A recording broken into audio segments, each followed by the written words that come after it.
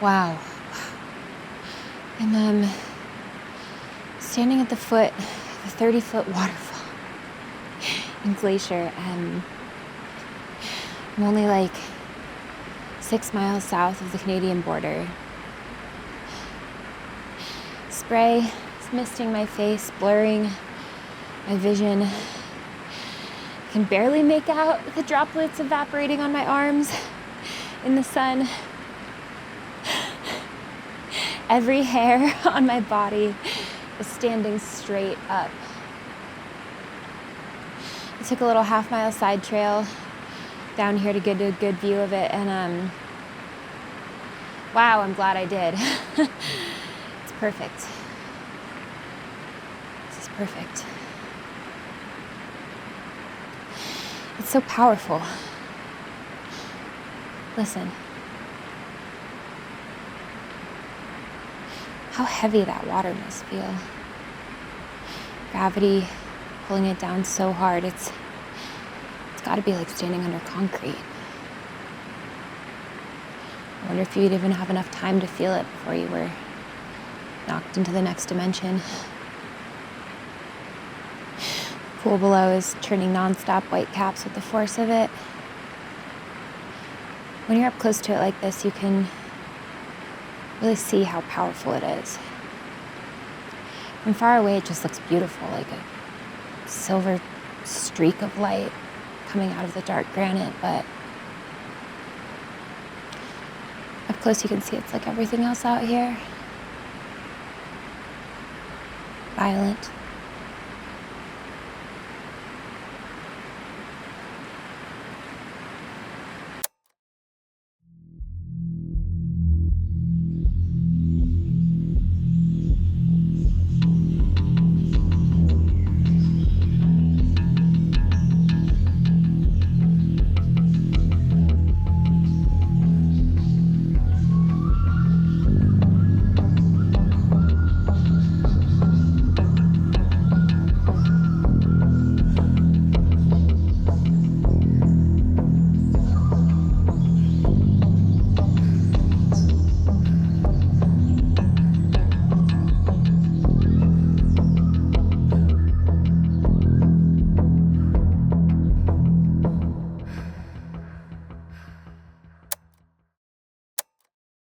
Hey guys, it's Jules. Hallie called me from East Glacier yesterday and asked me to pick her up at Mariah's Pass today so we could spend the 4th of July together in Great Falls. So I'm in my car and on the way. It'll be a 3-hour drive both ways for me, but I don't mind. Montana is like that. I'm hosting a barbecue at my house for the 4th, and all my buddies from my squadron are coming. I'd hate for her to miss an opportunity to make fun of us. Hallie and I have both always loved the 4th of July. When we were kids, like little kids, our parents took us to the big swimming hole on the edge of town, and there would be dozens of families there, and we'd set a picnic on a flat rock in the sun, and Mom and Dad would drink beer with their friends, and Hal and Max and I would run around doing cannonballs into the water, flirting and fighting with the other kids from the neighborhood, and when the sun got low in the sky, we'd head to the Turner's house for a huge barbecue. We'd be bone tired, hair still wet from the lake, just starving. I swear, those hot dogs burnt in a bonfire tasted better than anything. And when I feel summer in the air, that heat after a long cold, and I think about char-grilled meats and fireworks, anyway, I get nostalgic, and leaving Hallie alone in the woods on the 4th just doesn't seem right.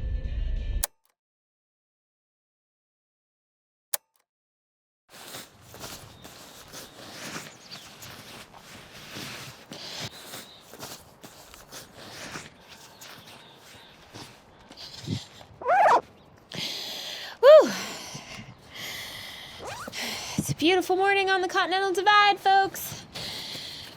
Take this off.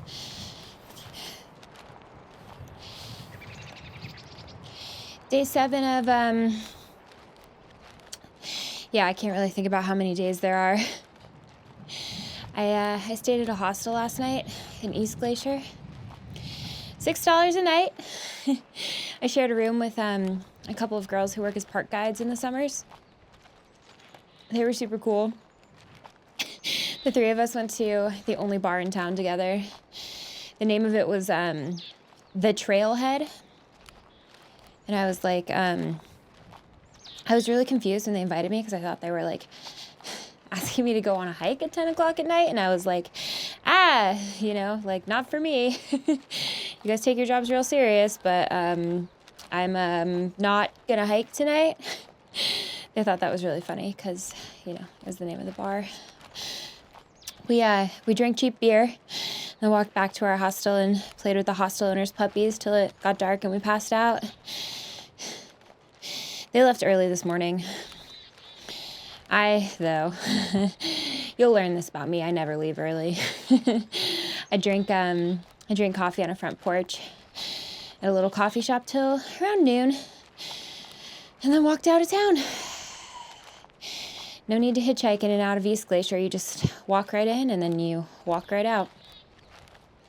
I saw someone that kind of looked like a thru hiker across the street this morning. He had a pack and he was wearing a rain skirt, which is kind of a telltale sign. But he just waved. He didn't stop. Well, maybe I'll see him out on the trail tonight, or he'll catch up with me tomorrow, maybe. Oh wait, nope, not tomorrow. Jules is picking me up tomorrow at Marias Pass. I called him and asked if he wanted to grab me for the 4th of July. I'm excited. I mean, I don't need a break from trail yet, but I love the 4th. And a big barbecue with my brother and his friends sounds like just a fun summer weekend, I guess. When we were little, our parents always took the three of us to the big swimming hole on the 4th. And then we'd have a barbecue at the Turner's house.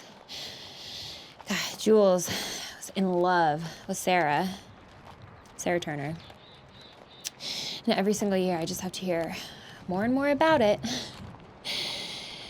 And I, of course, had my perennial summer crush on Matt Fierro, but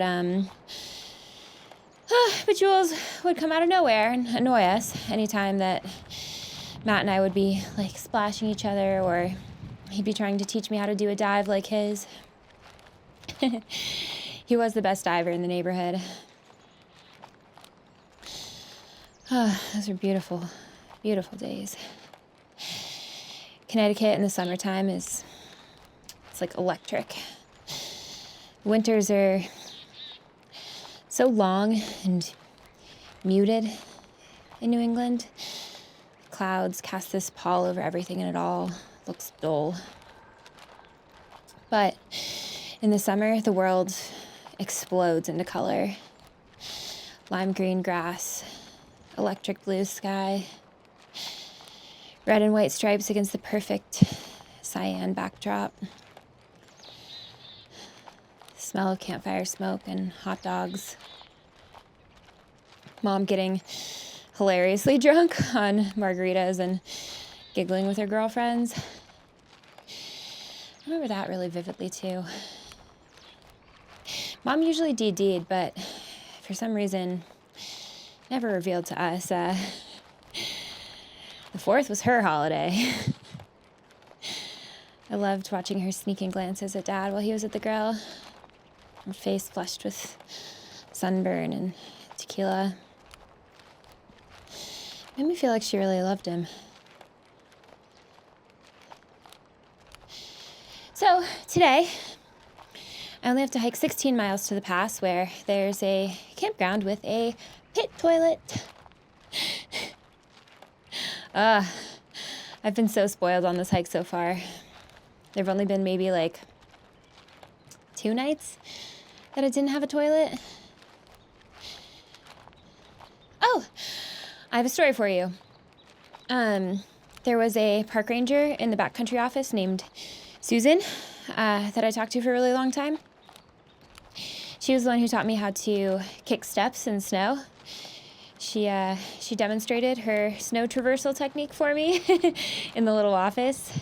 So she was pretending that the wall of the office was the side of a snowbank. and she had a water bottle that she was using to simulate an ice axe. So, you dig your ice axe into the snow and use it to steady yourself as you kick steps with the crampons into the glacier. 3 points of contact. 3 points of contact at all times. Anyway, Susan and I hit it off. She's a full-blooded American Indian. She's a member of the Blackfeet tribe, and she lives in St. Mary, which is this little, unincorporated community on the edge of the park. Pretty much all of the names of all the passes and peaks and lakes and everything in the park come from the Blackfeet. Hoya, Chief Mountain, Pegan. I mean, I hadn't even thought about where the names came from, but when I started talking to Susan, it just kind of struck me how long her people have lived here. Way before anyone that looks like me knew what it was. One story she told me was how Jealous Woman Lake got its name. So, Hallie is about to wax poetic about the story of twin sisters who both married the same man. One was talkative, named Marmot, and the other shy, named Camus. Otherwise, they're identical. Basically, one of them gets jealous of the amount of time the other is spending with their husband, challenges her to a swimming race across a lake, and, she drowns. Everyone is sad. But listen to how Hallie told this story. The sky grew dark, the waves grew rough, and Camus couldn't keep up with her sister. She struggled in vain, but the dark water pulled her further and further down.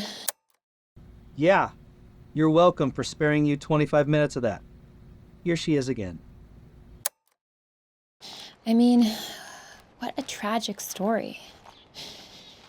It's so wild to imagine people living in this beautiful place thousands of years ago, raising kids and communities in the shadows of these epic mountains and waterfalls and wildflowers.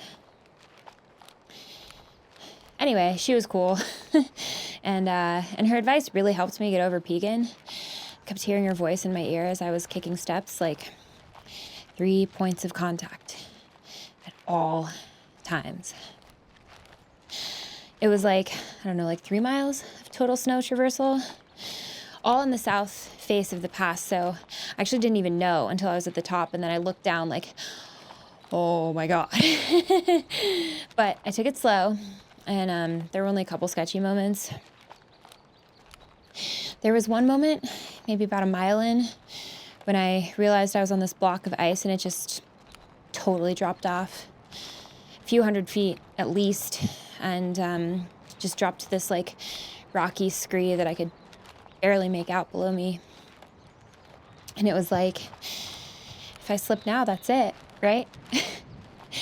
An icy chute to death. And my heart was pounding in my ears, but I stared straight ahead, and I just took step after step after step until I was finally back on bare rock. Whew, it was absolutely terrifying, but I have to say, I'm feeling pretty good now, I couldn't possibly imagine doing something like that on the PCT. Not by myself, anyhow, but, you just have to do what's in front of you. Hike the trail as it's presented. I didn't really have any options. I just had to keep going. Oh, there's Marias. I see the pass.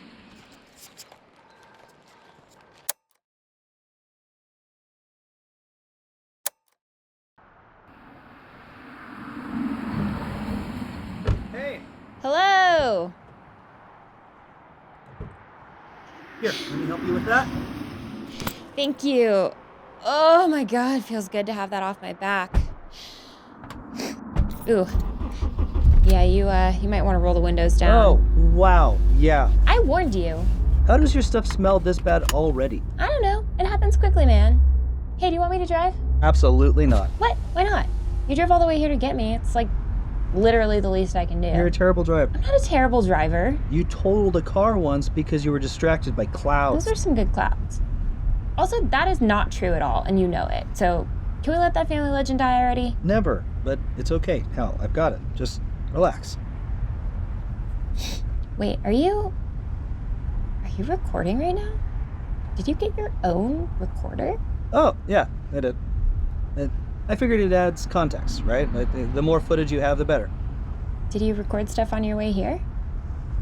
Like, what did you talk about? I just talked about coming to pick you up for the 4th of July. That's it.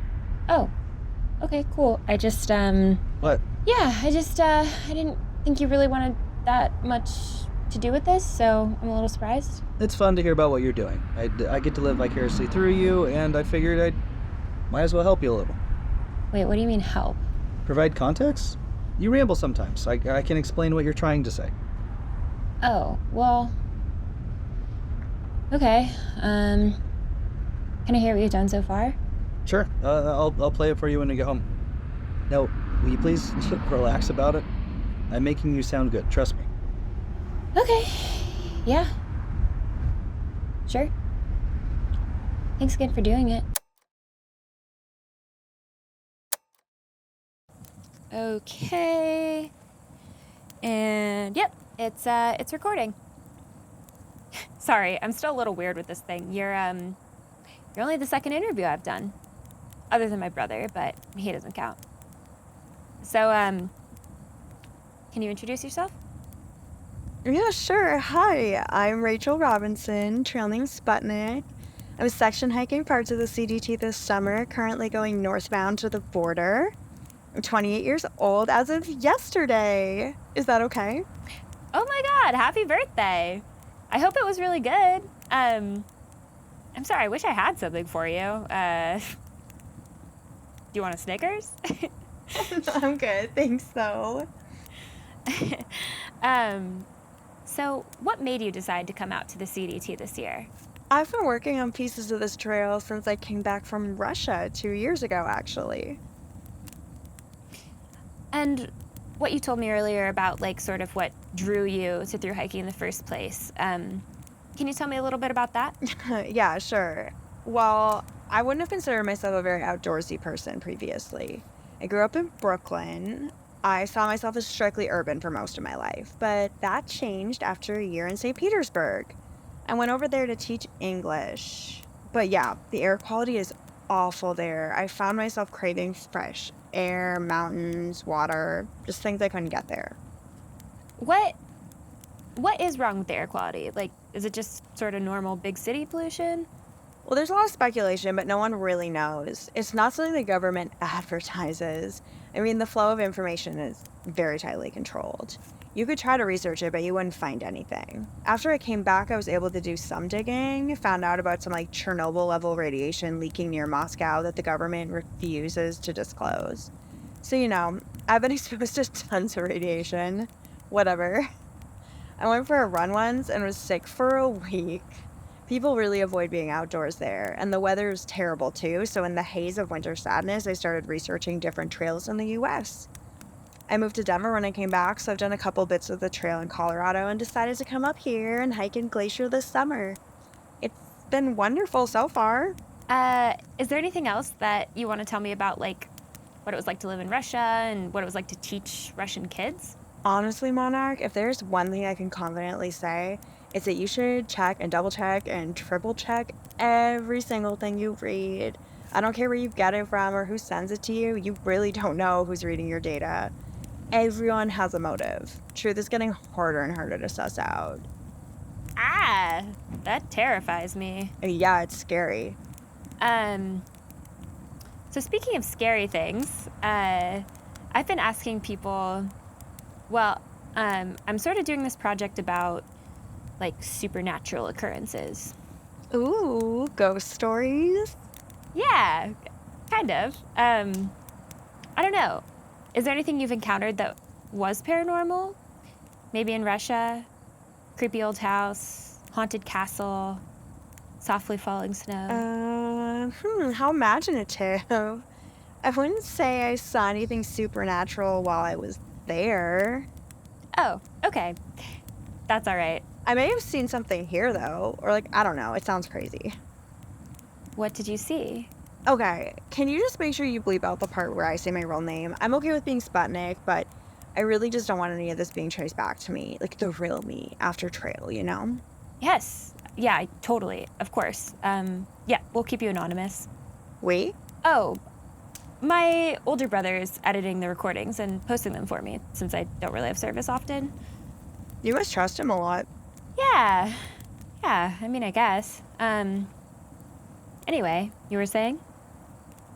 Well, so I started this particular section of the trail in a town called Darby, Montana. You'll pass through there in a couple of weeks, maybe faster.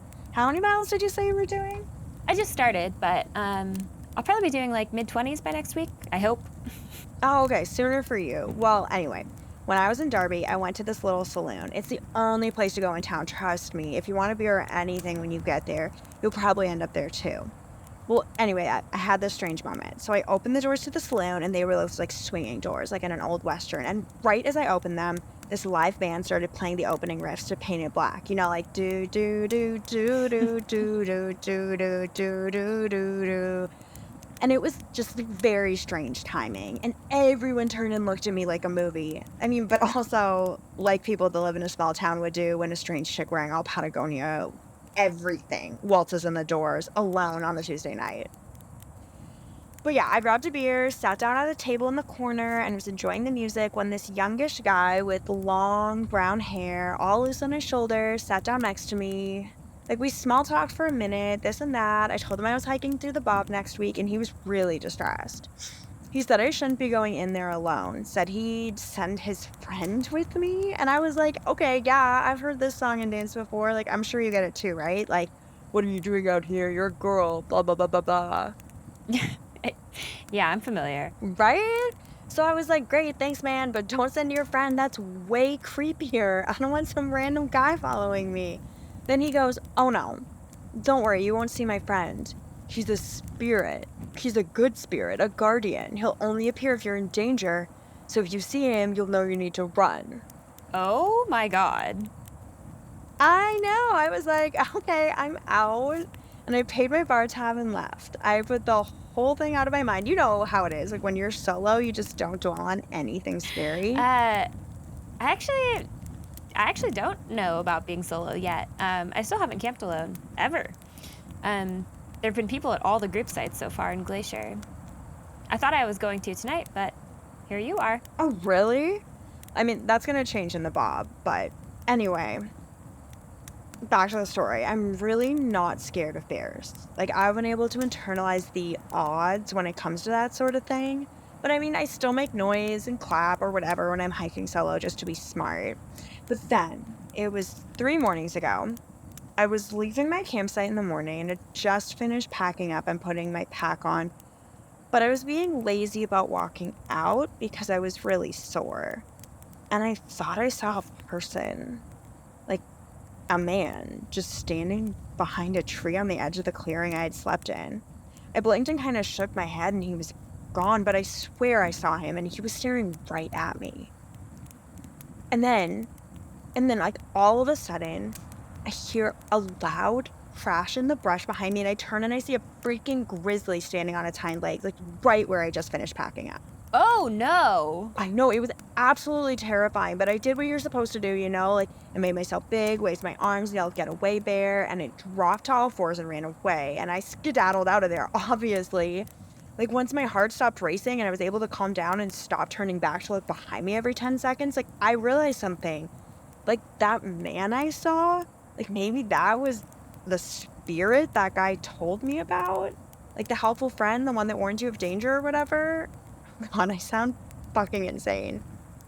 Whoa. Yeah, weird, right? How's that for a ghost story? Oh man. Yeah, it's got it all.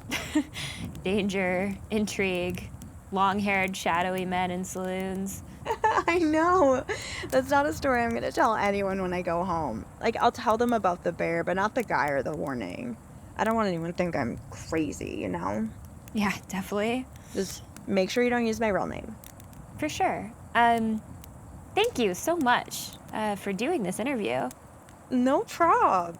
Now, want to put that thing away and drink this wine I packed out my platypus with me? Yeah, absolutely.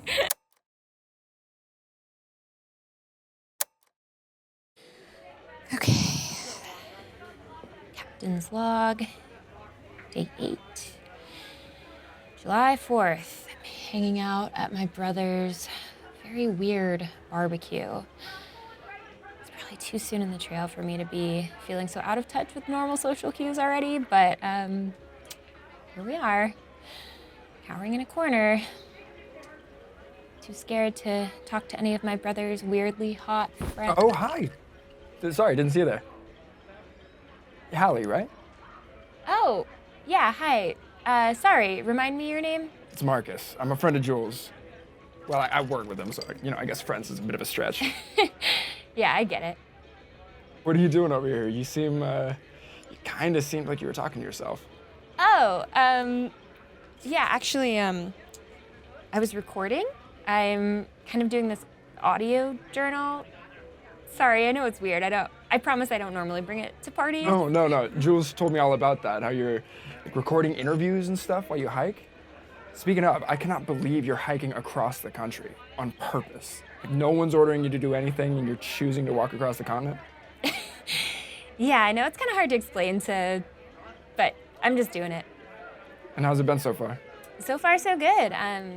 Yeah, Glacier was amazing. Any grizzlies? Not yet, though. I have been told that my next section is sort of a prime spot for him. You carrying? Oh, like a weapon? Oh, no, definitely not. Not into guns? Not really. All good. I can't say I'm a huge fan of them either. I'm trained to use them, but I still feel like, they're more than I can handle sometimes. Oh, but like the nuclear arsenal, you can handle that? I can handle the arsenal. I love a good arsenal. Oh my God. So, what's up? You gonna interview me? Yeah, sure. I'd love to interview you. Marcus, tell me about yourself. Well, what do you want to know, girl? I'll tell you anything. How's the social scene here in Great Falls? Phenomenal. No, well, you may have noticed that you're one of 5 girls at this party, and this is the best ratio we've had in months. Trust me. So dating not great then? I wouldn't say so. No.